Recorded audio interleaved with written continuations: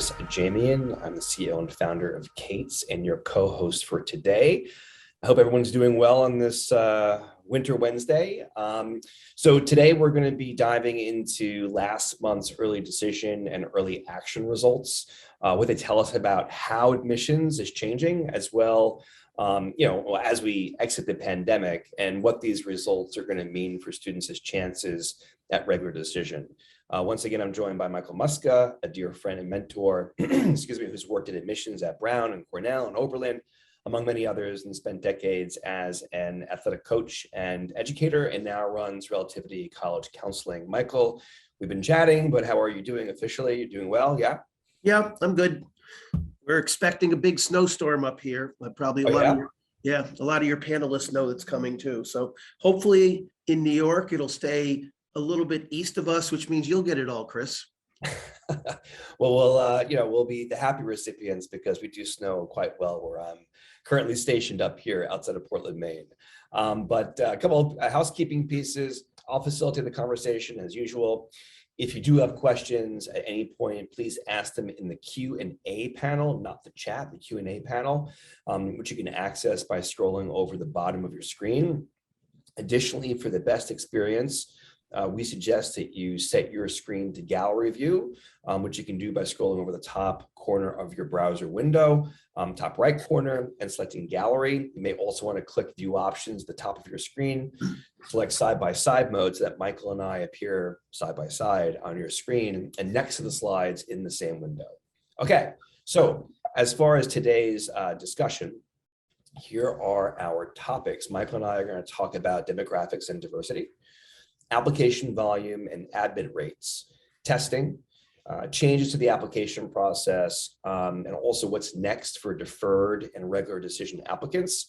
Again, if you have any questions at any time, please put them in the Q&A panel at the bottom of your screen. We'll have time to go over hopefully all of your questions today. And then also, just in terms of connecting with us, if there's something that we didn't address, we couldn't get to your question today, for example, or if you maybe have like a private matter or something like really kind of niche and nuanced you want to discuss, please feel free to get in touch with us directly. You can email info@katesturing.com or hello@relativitycc.com or call us at the numbers on the screen. So, all right, Michael, let's jump into it. So we're starting today with demographics and diversity. So students of color and first-generation students, with a few exceptions, the percentages of admitted students in the early rounds who identify as first-generation students, meaning the first of their family to go to a four-year college, as well as students of color, held steady and even grew slightly. So for example, from a first-gen standpoint, you'll see here that at Brown, 17% of the students of the incoming class admitted early were first generation or identified as first gen students. That's up 1 point. We've also seen these numbers up at places like at Dartmouth, where it's also 17% up 1 point, as well as Johns Hopkins, which is also up 1 point, 17%. And at Harvard, it's actually down 5 points, 12%, but Harvard is a place where 54% of the students who were admitted were identified as students of color, which is up 2 points from last year. And then additionally, we're also looking at places like Penn, 52% of the students who were admitted identified as students of color. And then from a first gen standpoint at Penn, 14% were identifying as first gen, which is up 2 points. So the takeaway here for us is, as we exit the pandemic, schools are maintaining their institutional priorities and commitment to increasing diversity in their student body, and that's unlikely to change. So, Michael, we're seeing, these figures stabilizing, if not, increasing in some ways, decreasing in some places. What are you seeing? What are some of the trends that you're kind of mindful of and want to kind of point out? Yeah, one thing to remember too, though, is if you're looking at a school's number and you see their percentage of students of color and then a separate statistic for first generation, most of the first generation kids are often also students of color. So it's not a combination of the two, it's included in it together. So in that respect, it's not like Brown has 50% of its class being students of color plus 17% first generation. It's more likely that at the 17%, probably 16% of it are included, and 15 to 16% are included in that statistic as well too. So that's important. I think we're going to talk more about it as we progress, but obviously last year, going test optional at many of these schools certainly gave these colleges license to be able to take students of color that might not have had test scores that would have historically been in their score range. And so I think schools are certainly kind of using this as an opportunity to think about institutional needs, institutional commitments, what they're trying to do, and certainly this reflects it. Penn's numbers early, are still similar to what they've done for a long period of time, but I think we're starting to see other schools increase the percentage of students that they're taking early, and including in that, more students of color early as well too. Right. Well, we don't have up on the slide because we have so many stats to share. Brown, 51% identify as a person of color. That's up 3 points from last year. Georgetown was up a half point to 45%. Dartmouth was up 1 point to 40%, and Notre Dame this year was at 40% as well. So moving on now to the legacy. So this is interesting. So a few colleges release data on the percentage of admitted students who are legacies, meaning the children and grandchildren of college alumni. Penn traditionally admits more legacy students than any other Ivy League college. 22% of its early pool last year was legacy, 24% the year before. Interestingly enough, they haven't quite released the figures yet for this year, which also kind of makes me wonder, and we'll get to it in a second, just are those numbers actually maybe higher than they were maybe, especially last year. In fact, the only sort of like Ivy plus school releasing legacy data this year was Dartmouth, where the share of admitted students who were legacies was 13%, which was down 15% from last year. And so this kind of gets us to what I think has been my big takeaway from admissions this year during early is this idea of the revenge legacy. Right. So we have seen the opposite trend within our own pool of students who we're supporting. So whereas last year we saw a notable decrease in the number of legacy students admitted early, this year we saw a legacy sort of admit numbers return to what their historical levels were. And the 80-20 rule applies here. There are certainly a few people who were legacy who were not admitted. And there were certainly some people who weren't legacy that were admitted. And I'll talk more about that in a second. But this year, in fact, unless you were like a super unicorn, you probably weren't admitted early if you did not fulfill an institutional priority, whether that related to legacy or diversity. One notable exception on our end was we had one non-legacy, non-BIPOC student admitted to Princeton during restrictive early action, which is really tough for non-legacy students. But he's also the most impressive, I think, academic student I've ever seen. He had 17 APs. He finished his high school curriculum in roughly 3 years. But having said that, he did demonstrate excellent social impact in his extracurriculars, which was likely a strong factor in his acceptance. So, Michael, we'd love to kind of hear, what you're seeing with respect to, legacy students and, how they're doing it early this year. What have you seen? It's interesting that Penn doesn't release that figure because Penn has a new dean for the first time in many years. It's a woman who came from Bowdoin.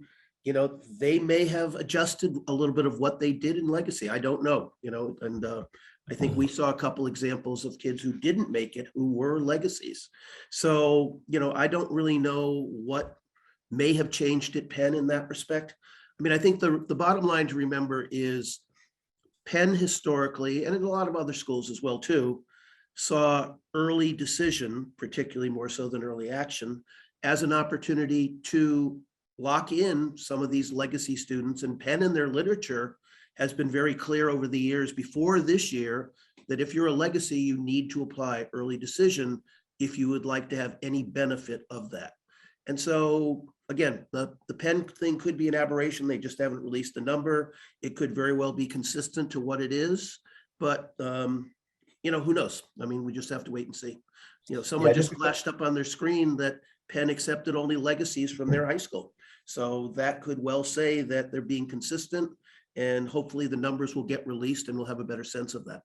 Yeah, just to kind of put a bow on that, looking at the students who we've supported in the process at Penn this year, just to pick a school, as well as all those students and what they saw at their own high schools with other students, it was pretty clear that if you were admitted, you were a legacy student. And if you weren't admitted and you were a legacy student, it's because, you just didn't have the transcript, right? Or didn't take the SAT. There were reasons for them not to accept you. But if you had checked the boxes on transcript and test scores and resume, and, had obviously a really strong application that demonstrated that you and Penn were a great fit, it seemed to work out. So, well, let's talk now about what I think is a pretty interesting topic. And I think really the topic that's at the source of a lot of what we're seeing, which is this idea of application volume and admit rates. So last year we saw surging numbers of applications at the most selective schools. Harvard was up astonishingly 57%, I think, for instance, during early, while Yale's early applications increased by 38%, and Dartmouth was up by, I think, 29 or 30. But interestingly enough, this year for the class of 2026, we're seeing this, right? So those gains from last year have largely sort of tapered off or went in reverse at the most selective schools. What you don't see on this slide is, maybe two outliers. Brown was actually up 11%. That was the biggest outlier that we saw amongst the most selective schools, and Georgetown was up a little bit, I think at 1.4%. But look at everything else here. I mean, Dartmouth is flat, right? MIT, Columbia, Harvard, Yale, they're all down, a couple of percentage points. Then you have Duke, which is down 20%. And this is really interesting, especially when you look at the next tier of schools. The next tier of schools, the application volume surged, right? So, last year, the change from last year at Boston College was incredible. It was 51%. Northeastern's up 42, Notre Dame's up a quarter, 25%, Georgia 22%, Virginia 18, Barnard 17, and also even places like Williams was up 14%, and Emory was up 13%. So, the question is, if it seems like the application increases or the surge that we saw last year at the top tier schools has kind of slowed down, and the next tier has kind of boomed, what's really kind of going on here, right? So, I mean, what we're seeing is that, last year with schools across the U.S. rolling out brand new test optional policies, like Michael had mentioned earlier, the entire admissions process was upended by the pandemic, and many students kind of like took like a shot, like rolled the dice at some of the most selective schools, figuring like, hey, why not, right? Let me take my shot. This year, those ambitions seem to kind of come down to earth. And many students were a little bit more conservative and strategic in deciding where to utilize their early applications. Having said that, while being slightly down on last year, the early application numbers at these top schools remain a good deal higher than their pre-pandemic levels, right? Despite the large increases at the lower ranked schools. So what does this suggest?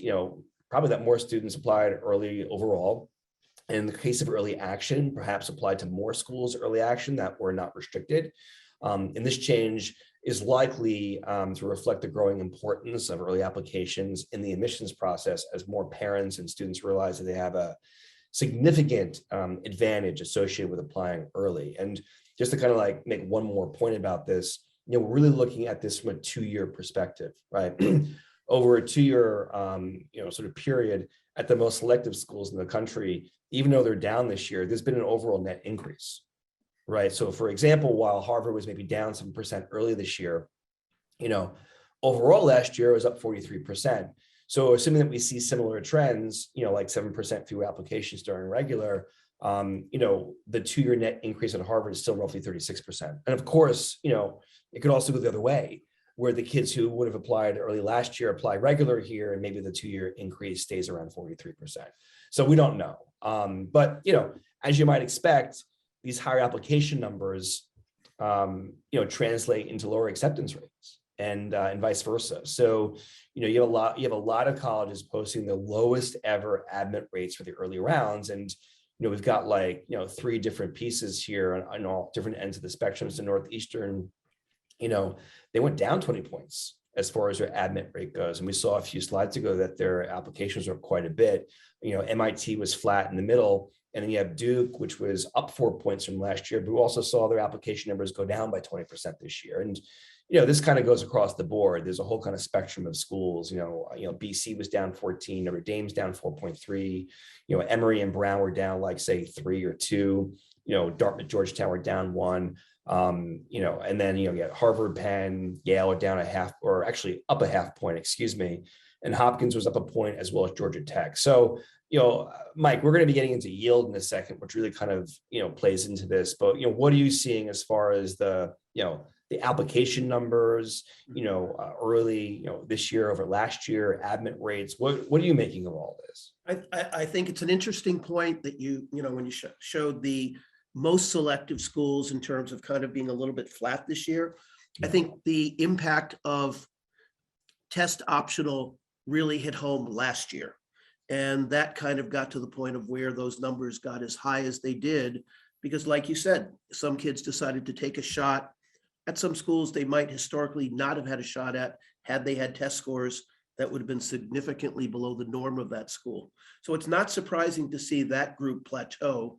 And actually, it's not surprising to see that next group, because even though a year ago, these other schools jumped way in terms of numbers, they could only take so many students. And many students saw that kids that did take that shot a year ago didn't make it. And so all of a sudden they say, well, if they're getting good advice and good counseling, the counselor may have said, you're still similar to the kid last year who didn't make it. But if you take a shot at BC or Virginia or somebody in this next realm of schools, you might have a better shot. And as a result, it's not surprising to see their numbers jump. It's also important to note that also schools like Northeastern, like Virginia, like Georgia, also have early action. And because they have early action, their numbers could jump up because kids would use that as an additional application in addition to perhaps a selective school. Remember that even if you do ED, the ED schools do allow you to apply to state universities. So in that respect, it's not surprising to see some of those schools in that second tier jump up in terms of the increase in terms of numbers. And certainly like the Duke number to me strikes me as an anomaly that they would, have a jump in their rate of admissions at the same time in terms of having that kind of decrease. It may just well be, as we're going to talk about a little bit later, schools are worried about yield. They're worried about filling their class, and early decision, not necessarily early action, but early decision is one of the easiest ways to do that. Well, let's jump right into that. It's a perfect segue.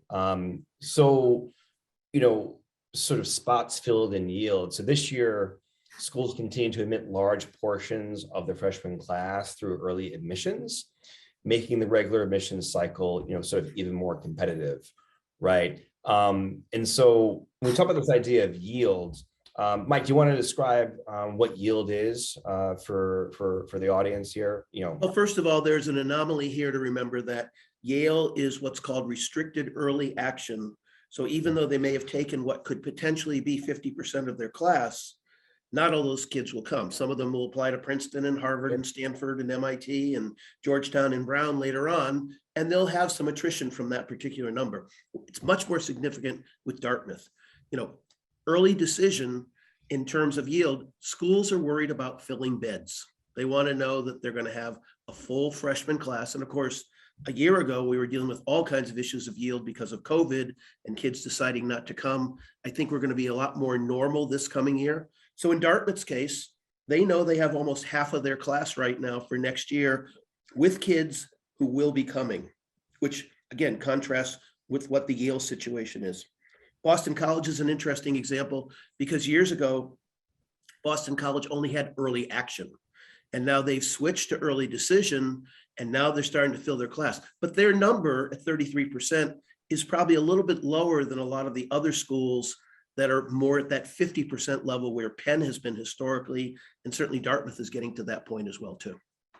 Yeah, so just to kind of reinforce a few points that Michael was making. So when we talk about yield, we talk about what percentage of the students that you accept actually enroll in your school. And that's why ED is such a big deal, because you're contractually obligated to go, right? Whereas with early action, you're not bound to go. So even if you have a school like a Yale that's admitting a lot of students through a restricted early action program, it doesn't mean that they're all going to come. So I'll touch upon Yale, Dartmouth. I'll talk about Penn and Duke a bit too, and also BC. But like just from like a number standpoint, so to help the audience sort of make sense of this, like Yale admitted about 800 restricted early action admits, which is about 50% of the incoming class. And as Mike sort of noted, sort of brilliantly here, just because they were admitted, or just because they're admitted, that doesn't mean they're going to come, because it is early action, they're not bound, right?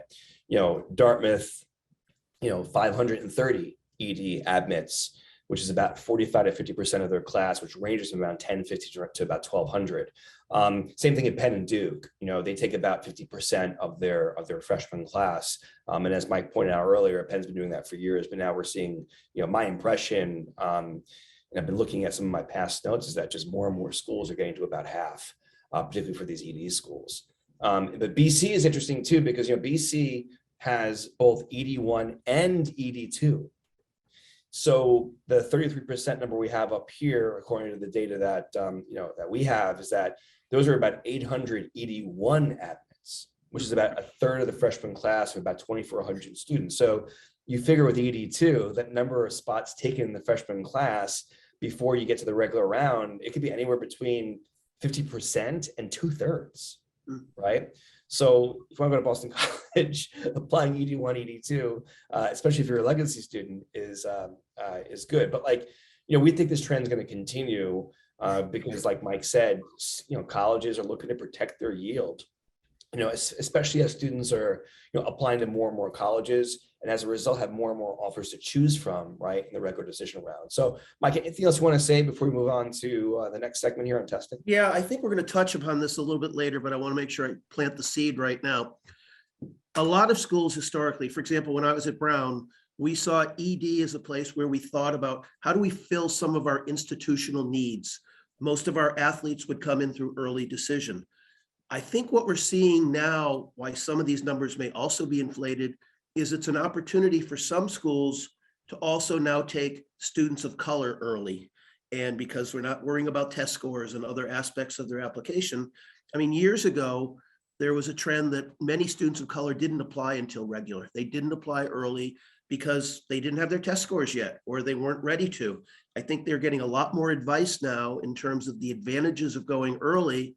And if I'm at Dartmouth and I want to make sure that I get a percentage of my students of color and I've got them in my early pool, I'm going to take those kids. So I think that you're going to see a little bit more of this inflation of the numbers in the early group possibly affect the percentage of people of color that schools are accepting to. Cool. So let's actually get on to this idea of testing, because there's really a lot to say about it. And there's also some exciting news with respect to testing. So test optional at schools that release data. Applicants who submitted test scores retained a competitive advantage. And we saw this last year. If you watch our April 14th webinar on the regular decision outcomes, April 14, 2021, this was a big theme, and it's holding steady this year. So at Barnard, for example, 57 apply without test scores, compared to 49% who were admitted without test scores, right? And at Notre Dame, 50% applied without test scores, but only 30% of those who were admitted, were admitted without test scores. And furthermore, we're also seeing too that schools, several of them, are moving towards more permanent testing policies after implementing temporary test optional rules during the pandemic. But we're also seeing that their paths are kind of diverging. So for example, Georgetown removed its optional policy this year, and it stated it will continue to require tests going forward. So people who applied Georgetown this year were still able to go test optional, although Georgetown asks you to explain why, right? That's actually a piece that you have to add to Georgetown. But moving forward, they'll be requiring tests. Harvard recently announced that its test optional policy is going to continue for at least the next 4 years through the class of 2030.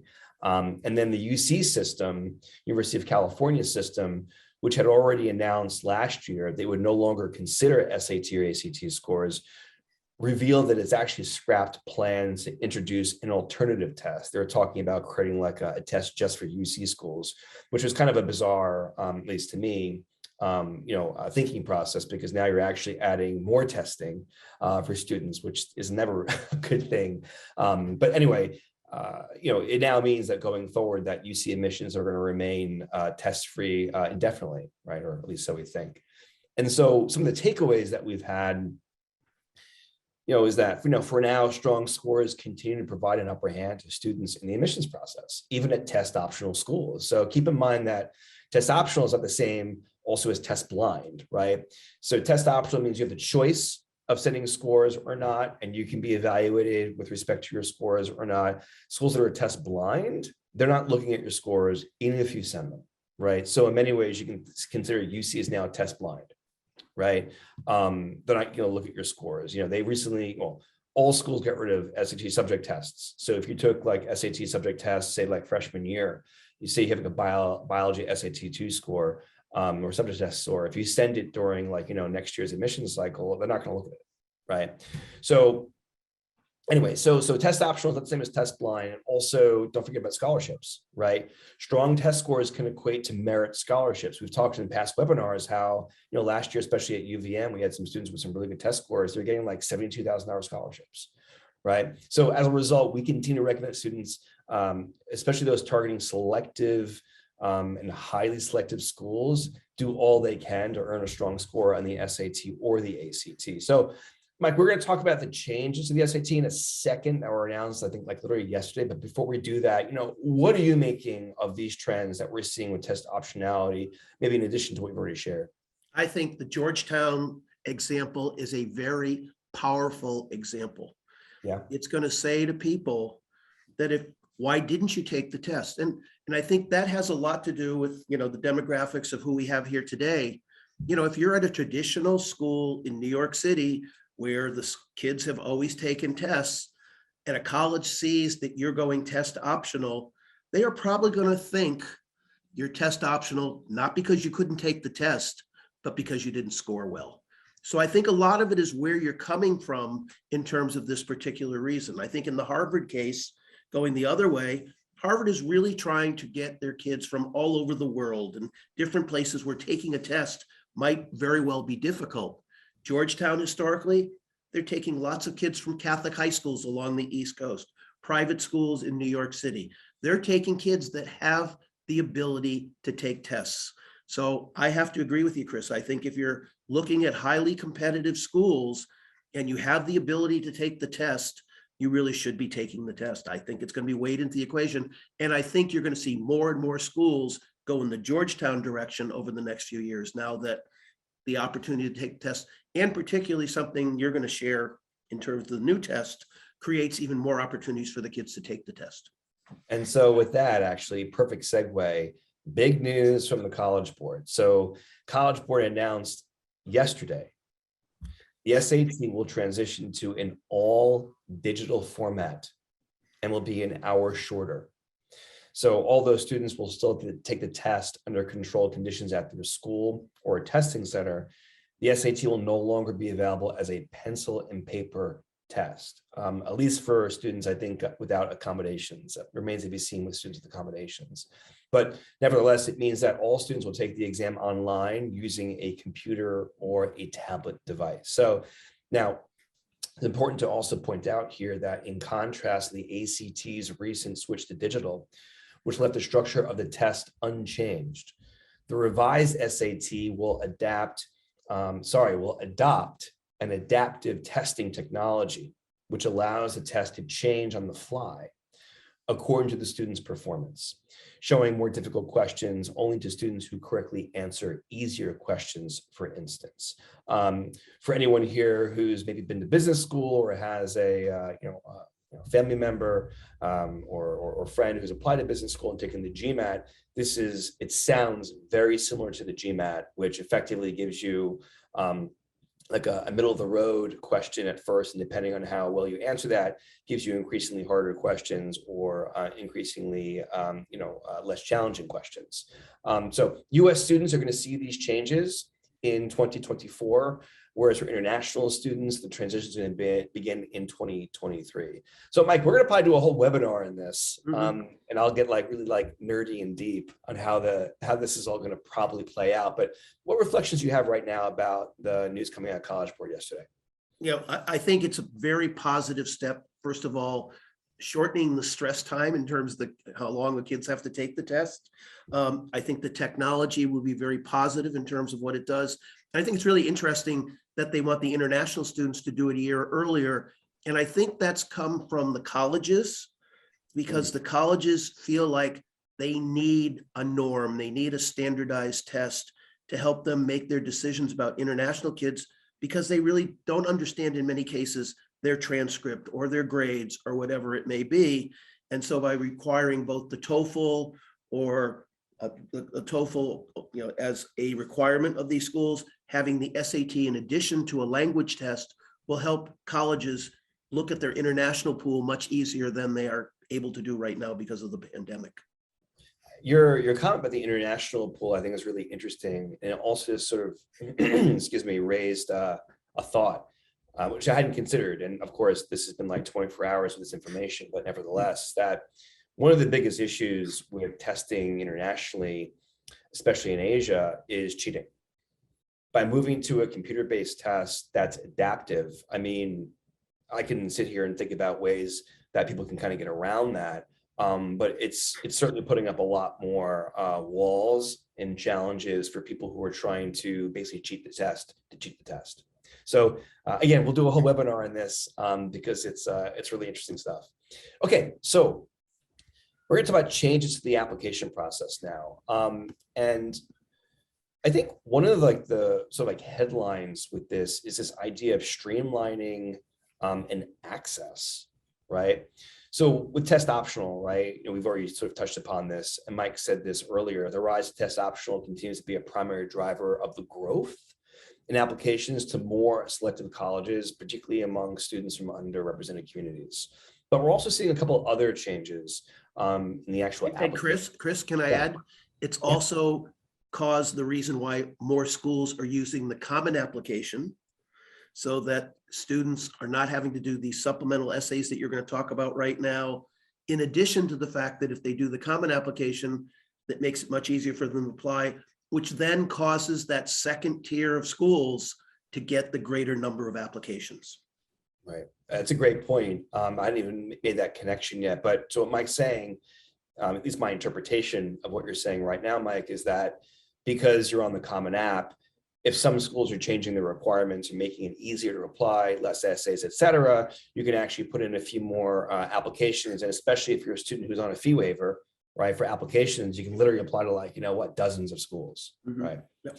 So more specifically about the applications themselves, we're seeing, fewer essays and also more options to sort of demonstrate your fit or your readiness for a college experience. And so like, for example, Williams, retired its Williams specific supplemental essay and instead invited students to submit a past high school paper, whether it was academic or creative. This year, Brown required just 3 essays at 250 words each. Last year, it was 4 essays between, I think, 150 and 250, if I remember correctly. And in previous years, they required as many as 4 or 5 essays ranging from 150 to 500 words. Mike, as someone who's a former Brown admissions person, I would kind of curious to kind of hear your thoughts on that, particularly Brown kind of going from 5 to 4 to 3, and just also the number of words. So when you were there in admissions, it was probably, on the higher end of essays and higher end of word count. Yeah. Exactly. You're trying to see much more from the essays, and, it's already on the slide, so I'll bring it up as well too. Brown is now also having students do a short video, which is something a number of schools have already had in place. And so, what we're seeing is we're really seeing a dynamic of the universities kind of understanding the new world that we're in, that for a kid to do a video is like second nature to them, as opposed to sitting and writing an essay.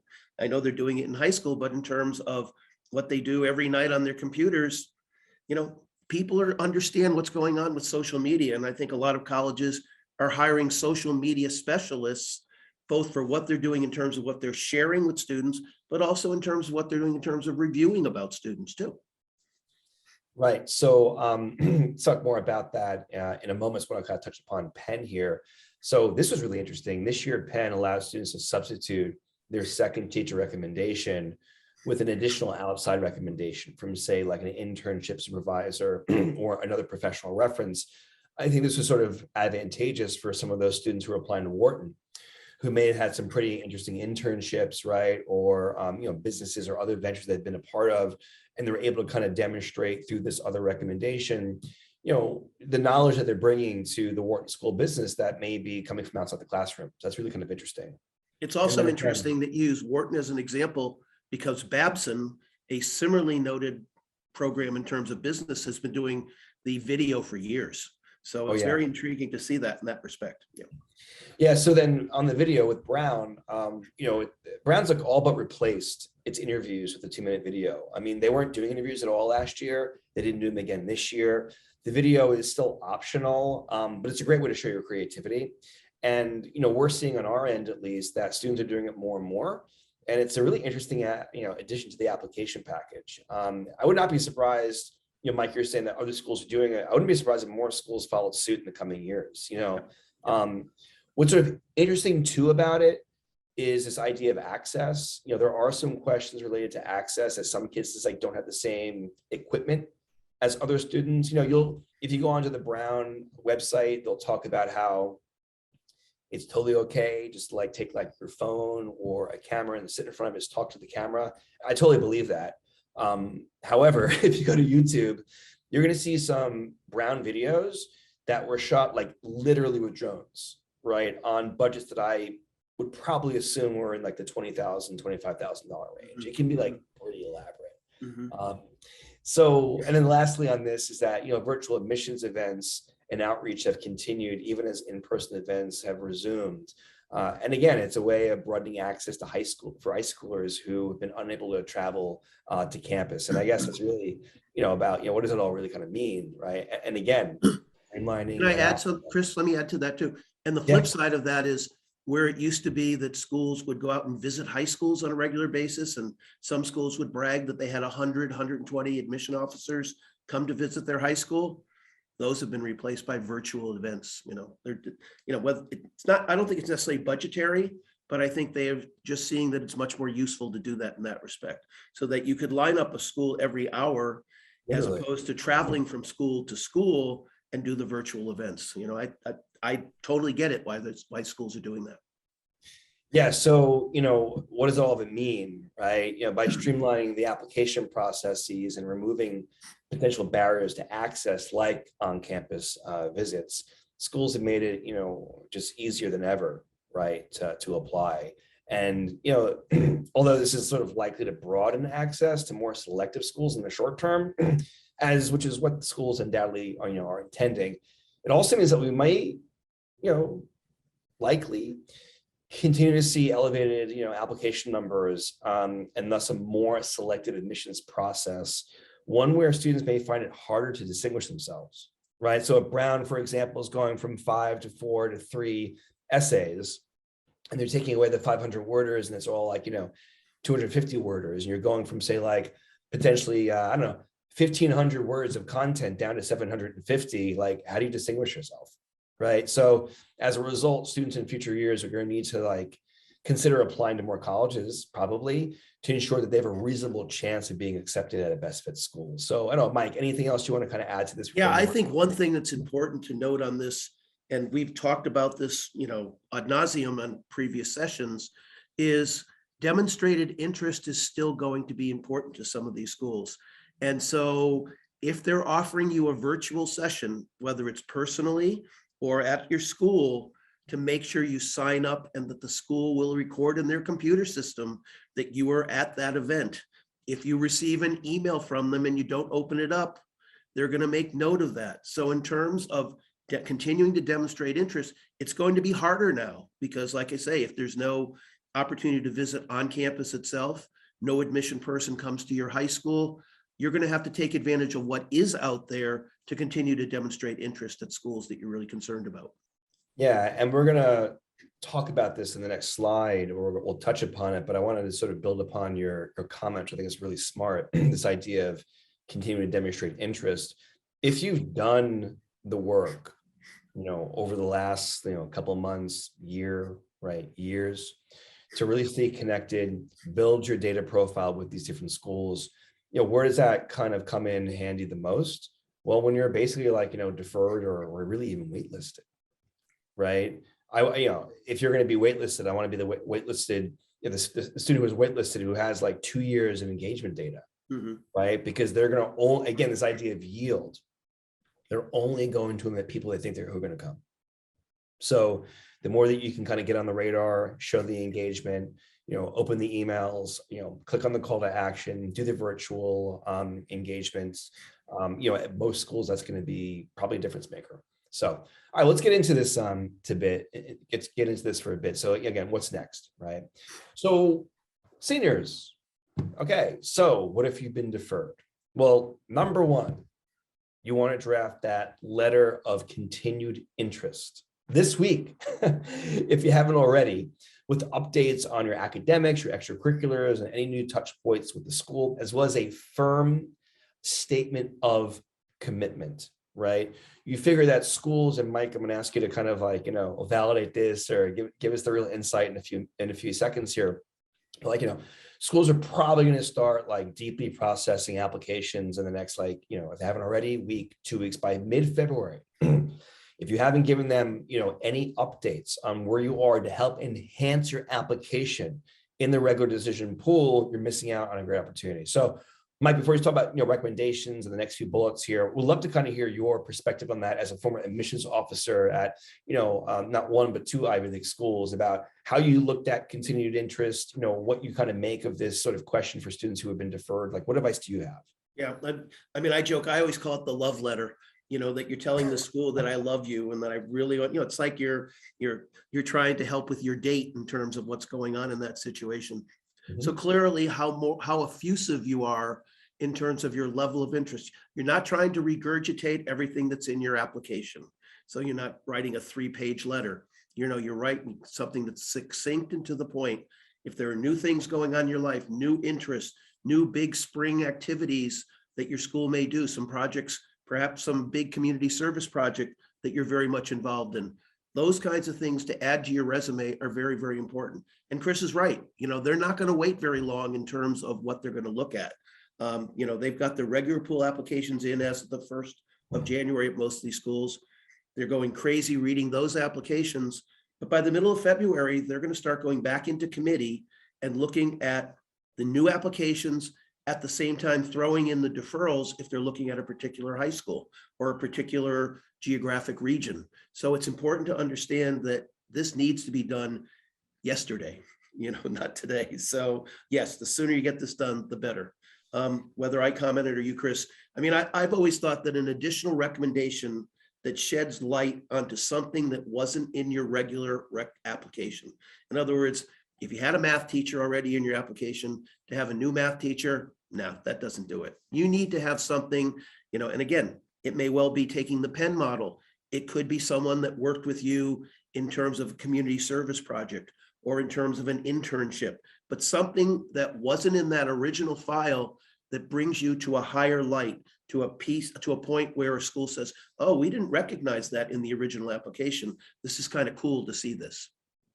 Yeah, I mean, especially for some, public school students, who we support, sometimes they can get a recommendation from like the superintendent who's able to talk about this student and what they've meant to the community over the last, 12, 13 years, and is able to talk about them at not only on a personal level, but also on a high level, right? To kind of help the universities understand just what kind of contributor the student's going to be based off of their proven history of doing so in the past.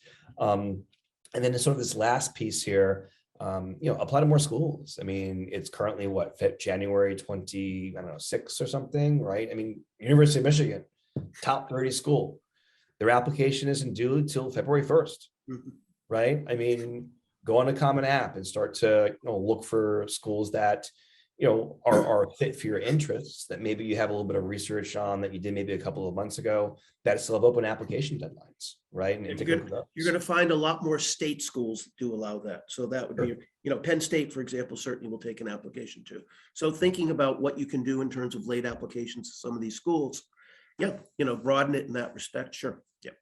So then also sort of our final thing here before we get into our Q&A, what can you expect at regular senior as well?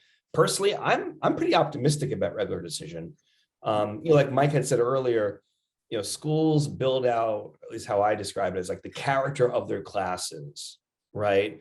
During the early round. So in terms of athletes and, underrepresented communities and then legacy students, which means that they're going to probably have more room and space to admit, more mainstream students during the regular round.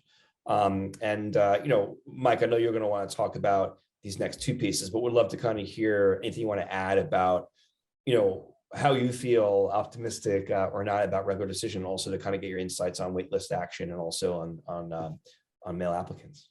Yeah, I think in particular, as I mentioned before, I think a lot of schools may have filled some of their institutional goals, needs, whatever, in terms of people of color in their early rounds.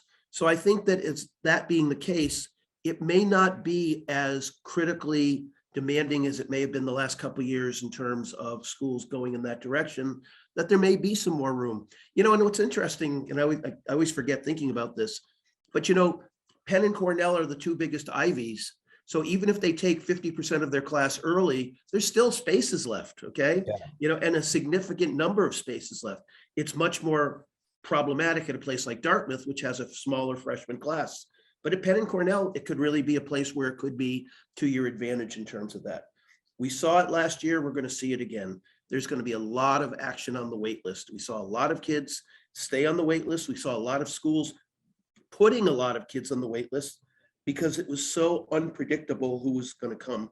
And I think last year in particular, they were going out there filling classes out in July because all these kids said, well, I think I'm going to defer, or I'm going to take a gap year. I'm not really ready or comfortable going back to school. I don't think that'll be the case next year in September. So I think that kids that get in, I don't think we're going to see that really late kind of blooming that we saw last year. But I think there are going to be a lot of schools that are going to put a lot of kids on the wait list to make sure they fill their class. And I made this comment to you earlier today, Chris. There's a lot of conversation about the number of male students who are kind of, what the heck, I'll go into a tech field or I'll go into something else, that are not applying to college in the numbers that they used to. And I think for schools that want to have some kind of viability in terms of their percentage of male versus female students, I think that at some schools, boys are going to get a priority in terms of that, in terms of, in terms of the fact whether it's off a wait list or even off in regular decision itself. And probably more so that in the wait list, if schools all of a sudden see they're sitting there with 2/3 of their class female and they want to try to get some balance, they're going to probably take a lot of boys off the wait list, so don't panic in terms of some of these situations. You may turn out just fine. So just the final point here, last year, I guess the 14th, we did a webinar on the regular decision results, which I'm sure we'll do again this coming April. But in that webinar, we have a couple of really specific nuggets for what you can do to sort of navigate the wait list, what to expect, what to do, certain situations and cases. So we wanted to direct your attention to that. All right, Mike, we're now at the Q&A. There are no open questions right now in the live Q&A. So I'm going to go over here to the questions that were submitted for registration. I'm sure that there's plenty of people who are on the call now who submitted these questions. So first question, we sort of touched upon this, but I wanted to kind of really address it. Has going test optional hurt students with high SAT and ACT scores? And I would say absolutely not. It's actually really benefited them. So, we've said that in previous slides, but I wanted to make sure that we attended that, because if you have high SAT, ACT scores, it is absolutely to your advantage. And if you apply from a highly competitive high school and don't have test scores, as we said earlier, that will be noted by the college. Mm-hmm. We've already talked about a couple of pieces here about what to do if you've been deferred, next steps. But there's a question here that was submitted about reaching out to admissions, when, someone is deferred. I would love to hear, Mike, from you when you were sitting in those chairs, like you were talking about the love letter. What were some specific aspects of letters that really like convinced you that the student was truly passionate about the school, wasn't sending this letter to like other schools that had deferred them as well, and really kind of just won you over? I'd love to hear some of that. I think a good example to think about is, deans of admissions last year, right across the board, were saying, we're not so hyper about what you've done in high school. We're more interested in what you intend to do in college and what you want to do with it after college. And I think a letter that kind of addresses that perspective can be a great letter in terms of thinking ahead, thinking through, let's take environmental science. A kid writes about what they're currently doing in a project in terms of environmental science during their senior year. And I noted at Brown that you were one of the first schools to have environmental science as a major. And your building on campus that has always been an institution there is something that I'm so excited about being a part of, because I envision later on that I would then like to go out and do something with it. I had a student 2 years ago from China who basically wrote his application about the fact he wanted to go in environmental science because he wanted to go back home to China and deal with pollution in China. Well, he got into quite a few schools. He wrote some very powerful essays about what he wanted to do with what he was going to do in college and what he was going to do with it after. Yeah, I really love that, because it reminds me of something that we often, say to families, which is, yeah, schools want to know that you were a great, you succeeded in high school. They want to know that you're going to succeed at the university, right? And furthermore, that you're going to really like represent the brand, if you will, as an alumni in a really kind of powerful way. And so your story about the student who wanted to go back to China and kind of clean up pollution, that's awesome. That's the kind of person they can write about and where are they now, right? Mm-hmm. Or like Yep. notable alumni, right? Yep. So how can you actually demonstrate that? So Mike, we're getting some questions here in the live chat. I want to kind of get to these. So Kristen, hey Kristen, how you doing? Kristen's asking, how much do we need to be concerned about competition from other students in our high school class? Mike? I think the reality is that, I've told this story in previous sessions, that when I was at Brown and I was looking at a school, I used to do the applications from Andover, and I would spread them all out on the table. And I would start looking at them in terms of what courses they took, what activities they took, what grades they got. Obviously, test scores were a piece of that and will be a piece of that again. So yes, I mean, if I'm at a Stuyvesant and 150 of my classmates are all applying to Cornell, the reality is you are going to be in competition from students in your high school. So, it's a reality of the process. And I think that sometimes, I wish guidance counselors at high schools would be more forthcoming in terms of helping their students understand that. If you're the weakest student applying to a particular college out of 30 kids in your class applying to that school, you are going to be at a disadvantage, even if you are an excellent candidate. So I think that in terms of looking at schools across the board, Chris, it's a reality. I'm sorry. Yeah. Yeah. I mean, so Kristen, the way that you may want to think about it is, any given school, university is probably not going to be taking more than like, say, 3, 4, or 5 students, right, from your school. So who got they might take 30 from Stuyvesant, okay, but Sure. I mean, they might. But then 120 are getting rejected. Yeah, Okay. sure. So so the point is that they're not taking every single person who's applying for your school, right? I think the most selective schools are probably taking 3, 4, 5, maybe 6. In some cases, they just don't have enough spots for these people, right? I mean, we had a student who in Singapore this year who's like admissible at like any of the top 25 schools. Unfortunately, the student was rejected from from an Ivy League school early decision because they were taking one person from that school this year, and they took a legacy early. So, and then thankfully they rejected her so she can now focus on some other schools. But they're not admitting 40 people from a small private school in New York City when they have a class of 1,500 students, right? So Kristen, I think understanding who's actually already applied, who was admitted, who's been deferred, and asking yourself just from a numbers standpoint, kind of like where you kind of like stand or fall or stack up in those students. Those are questions you want to be asking yourself. And so in some ways, Chris, some ways, Chris, the second question totally leads from that question as well, too.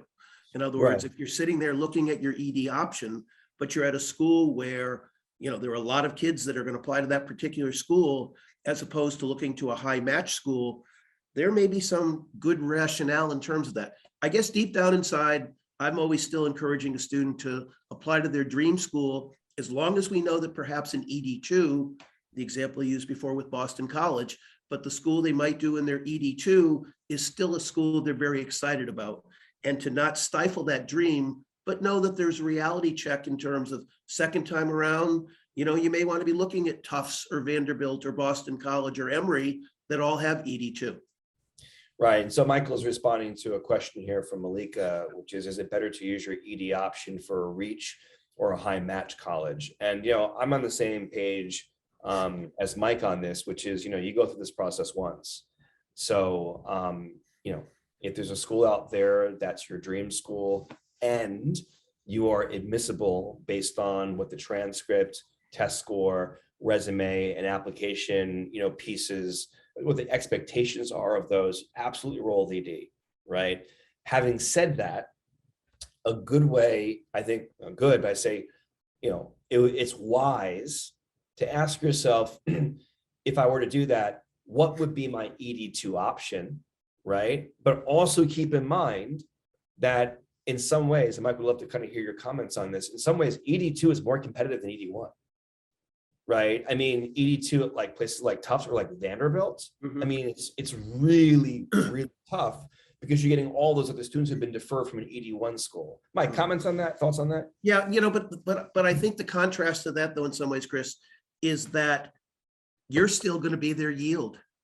So they're still going to want to take a bunch of kids in ED2. You used the example of Boston College before, who only took 33% of their class in ED1. And they may take another 30% in ED2 and be over 60% of their class being filled. So I think that as long as you have good schools that you feel good about with the ED2 option, I think it's important. And I'll say point blank, when I was at the high school that I was at, for many years with Vanderbilt, if you didn't do ED1 or ED2, you weren't going to get in. So Mike, a few more questions here that were with registration. Interesting question, especially in light of what we're seeing in terms of institutional priorities. Is it better for a Caucasian student to not apply ED if students from underrepresented communities from the same class are applying? It's a good question, and again, it really depends on the school that you're applying to and kind of what their admission criteria may be. And as you used the example before, Chris, if a school is focused, that a college is focused, we're only going to take one or two kids, and there are a couple of very strong students of color applying from that school, yeah, the Caucasian student could be at a disadvantage. However, I will say that by doing the ED, you're making a statement to that school that I want to go there, and there's a good chance that they may defer that student. And I had a student last year that I worked with closely who applied early to Brown, got deferred, got into Brown second time around, but she also got into Harvard and Yale second time around too. So, sorry, Brown, she didn't go there. So I think in some respects, yeah, I think the ED statement of commitment is really critical, regardless of who you are and what your race is. There's another question that was submitted also by Kristen. Are kids with stronger academics favored in the regular round because more special interests, diversity, legacy are taken early? I'll just say something quickly. Students with stronger academics are favored all the time, right? So Mike, what would you say in response to that question? The only thing I would add to that, Chris, is if a school is filling up institutional needs early, a strong student is going to be the one that stands out in regular. So yes, a higher academic student is going to be at an advantage, no question about it. Yep. Got it. So, I mean, those are the questions that were submitted that are, I would say, not covered in some way, shape, or form by the slides, or potentially by one of our previous webinars. We did have a question that just came in. Mike, do people of India origin fall in the category of student of color in the school stats where they report students of color? I think it's going to vary from school to school, but unfortunately, students of Chinese and Indian background are in such high volume, particularly from the international side, that there's not going to be an advantage for a domestic student of Indian origin in that respect. Even if regardless of what a school does, I think that's a very difficult demographic to fall into. Mm-hmm. So with that, we will say thank you very much for attending. It's been a great time. We do have our usual offer here.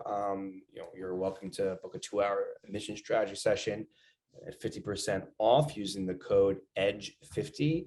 We'll be happy to advise you on any number of pieces, including the letters of continued interest, which are a real priority this week, or as Mike said, yesterday.